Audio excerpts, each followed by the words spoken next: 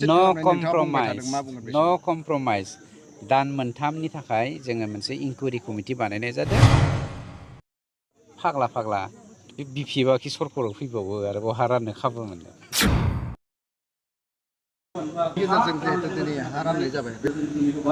बिमाजुलि आरो मोनसेया मामोनलाय जोंना दा थांगोना जों माजबाद बे मोननै माबानि आन्दाराव रेन्जनि आन्दाराव जोङो गासै 1202 हाउस हल्डनि थाखाय हा बा सुबुंनो थाखाय जों हा होनो थांगासिनो दं बा जोङो बिमाजुलियाव दा होखांबाय दा 440खौ जों बहाय होबाय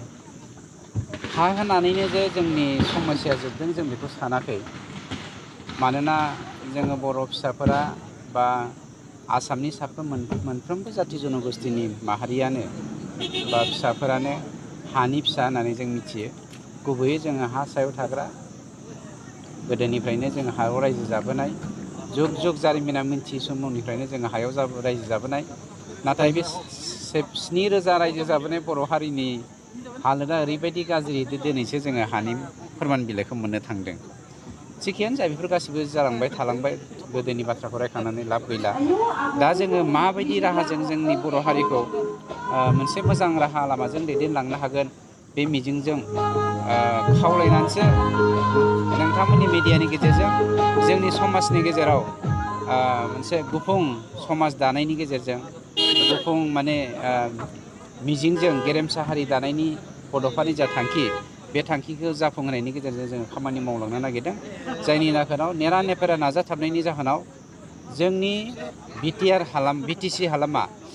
बयनिख्रुइबो गाहायसिन थाखोआव जोंनि इडुकेसननि जा माबामोन थासारिमोन बेखौ जोङो आसामनि गेजेराव जौसिन थाखोआव बोखोनो हाबाय बेवहाय नोंथांमोननिबो हेफाजाब दङ रायजो राजानिबो हेफाजाब दङ खिन्थु माखासेया मोनसे बाथ्राखौ मिडियायावहाय ओरैनो ससियेल मिडियायाव बायदिसिना सावरायदों माने माबा मोनसे खालामदों नामा जायनि जाहोनाव बर'फ्रा दिनै 97% लानानै पास जानो हादों होनना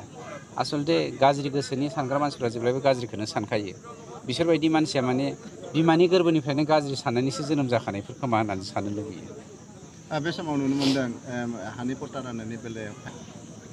थांनाय बारावबो माजबादाव जेब्ला हाखौ होदोंमोन बावहाय सासे MCLA होनदों बियो बिपिएफनि समनि रेडिसोमोन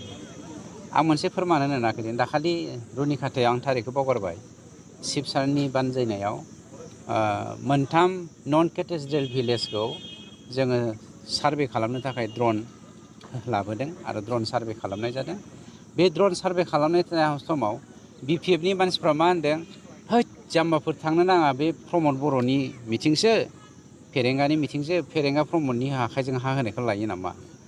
जोंनि सरकारा फैगासिनो दङ जोङो बावैसोनो माने हाखौ राननानै होगोन दाना बाथ्राया जादों जाय बिपिएफनि लिडारफ्रा जाम्बा जाम्बिखौ हा लानो नाङा प्रमद बर'नि आखाइनिफ्राय फेरेंगानिफ्राय होनदों बै बिपिएफनि लिडारफ्रानो गावसिनि मुंखौ थिसननायनि थाखाय गामियारि ओनसोलाव जे मोनसे सान्दा खांलायनाय जाया होनबा बे सान्दायाव बिपिएफनि लिडारफ्रानो फैसा होदों खाम्फायानो 40 बिगा हा दं बे जायगायाव 40 बिगानि दाखालि फैसा हरदों खिन्थु खाम्फानि मानसियानो बादा होदों बिपिएफखौ दाफैनो गोनो गोथो बाथ्राया बिसोरनि साननाय हनाया बिराद गोनो गोथो गावसोरो हा होगोन हाखौ लानो नाङाबो होनगोन बिसोर होनाय नङाबो होनगोन थांनाय 17 बोसोरावथ' बिसोर मावखायाखिसैनो बिसोर नस्थ'सो खालामदों दानिया कुइसना फैदों फाग्ला फाग्ला बिपिएफआ खि सरखाराव फैबावो आरो बहा राननो खाबु मोनो आयेन बेरेखायै जिहेतु हा दखल खालामनानै गोबां बागान बायदिसिना बेखौ उच्चेद नो खालामनाय नोंथाङा बुंबाय थादों मा बुंगोन बे समाव कमप्रमाइज दान मोनथामनि थाखाय जोङो मोनसे इनकुवेरि कमिटि बानायनाय जादों जोंनि MCLA मानब गेदेर माधब सेत्रि बिथांनि दैदेननायाव बे इनकुवेरि कमिटिया आंनावथ' ब्लेक एन्ड व्हाइट गासिबो रेकर्डआनो दंजोबखायो जेराव आं हा आरो हाग्रा बिफानखौ सामलायगासिनो दङ बे रिपर्टफोरखौ आंबो जमा होसिगोन आरो बिथांमोना इनकुवेरि कमिटिया माबा खालामनायनि उनाव जों आयेन मोनसे बानायगोन अदालगुरियाव दुखुनांथाव नोंथांमोननि मिडियानि गेजेरजों आं अदालगुरिनि रायजो राजाखौ खावलायनो नागिरदों अदालगुरियाव 2 नाम्बारि टि गार्डेन बानायग्रा मानसिफ्रा रावबो जमा हैयाखै गावसोरनाव टि गार्डेन दं होननानै नोंथांमोननि मिडियाखौ लानानैनो आं बे खामानिखौ मावगोन जोंनि सरकारा मावगोन प्रसासना मावगोन सिन्था खालामनाङा थेंक इउ बिटिआर गभर्नमेन्टनिफ्राय बे बेलायाव नोंथाङा सासे बेनिफिसियारि जानानै रायजो राजाजों मा मिसन आं सेथियावनो जोंनि बे बर' इउटुब चेनेल नोंथांमोनखौ आं सेथियावनो गोसो गोरबोनिफ्राय आं बरायनाय थाबाय। आं इनायनो रंजानाय मोन्दों दिनै बे बिटिआर सरकारा जितु जोंनि खावलायनाय बादि आरो जोंनि नाजानाय बायदि बिथांमोना जोंनो बे जितु जेंनाखौ दिनै सुस्रांना होबाय आरो जों बे सुस्रांनो थांनायाव जोंहा गोबां बिदिनो जेंना जोंहा सफैदोंमोन। मानो होनब्ला जोङो 1990 मायथाइनिफ्रायनो जों बे ओनसोलाव जों रायजो जाजेननाय। दा फैयै फैयै जोंहा 32 बोसोराव जों आगान सुरलांबाय। नाथाय जों बेखौ जोङो मावनो गोबां बिदिनो जों नाजादोंमोन, नाथाय नाजाबाबो जों बेखौ मोननो हायाखैमोन। जेब्लानोखि 17 बोसोराव जेब्लानोखि राजजक्ट सरकार सालायबाय थादोंमोन, बै समाव रिहुना सासे मिनिस्टारमोन। बिथांनियावबो जों बे खामानिखौ मावनो थाखाय जोङो एनअसि लायदोंमोन। नाथाय बिथाङा मोनसे बाथ्रा बुंदों जे बे गामियाव मानसि गैया, बेनिखायनो बेयाव आं एनअसि होनो हाया। आरो बे हाखौ जुदि नोंथांमोना जुदि नांथारमारगौबा दिल्ली पार्लामेन्टआव सावरायनानै नोंथांमोना बे हाखौ एनअसिखौ लाना फैनांगोन, बेबायदि जोंखौ बाथ्रा बुंदों। नाथाय जों बेयाव दुखु मोनदों। जों सासे जाम्बा मानसिया दिल्लीयाव जों थांनानै जों सावरायनो हाया। जोङो बिथांखौ जोंनि खामानि मावथों होननानै जे सावरायनो थाखाय जों बिथांखौ दिल्ली पार्लामेन्टआव जों थिनहरदों। जोंनि थाखायनो बिथाङा देरहादों। नाथाय बेखौ जों दुखु मोनदोंमोन। नाथाय बे खामानिखौ मावनो थाखाय जोङो जेब्लानोखि जोंनि गबिन्द चन्द्र सार इउपिपिएलआव बिथाङा देरहाबाय। बे देरहानाय लोगो लोगोनो जितु फरेस्ट राइट एक्टनि जितु नेमखान्थि बायदि जितु सरकारा आखायाव लाबाय आरो इमप्लिमेन्ट जाबाय, बेबायदिनो जों सारनियाव थांनानै जों बे एनअसिखौ लाबाय। लोगोसेनो डिफअ सारनियाव जों बेबायदिनो